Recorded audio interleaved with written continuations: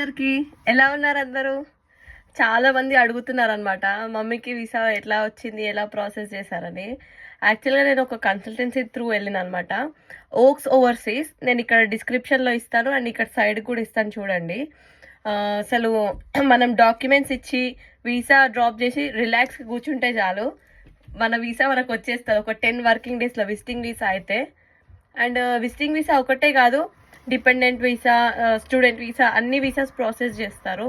ఒకవేళ మీకు కావాలనుకుంటే కన్సల్ట్ అవ్వండి. ఆల్సో మీరు వెళ్ళాలనుకుంటే కూడా చాలా బ్రాంచెస్ ఉన్నాయి. And Himayatnagar, Habsiguda, LB Nagar and Vijayawada, విశాఖపట్నంలో కూడా ఉన్నాయన్నమాట. ఒక్కసారి మీరైతే నెంబర్కి కాల్ చేయండి.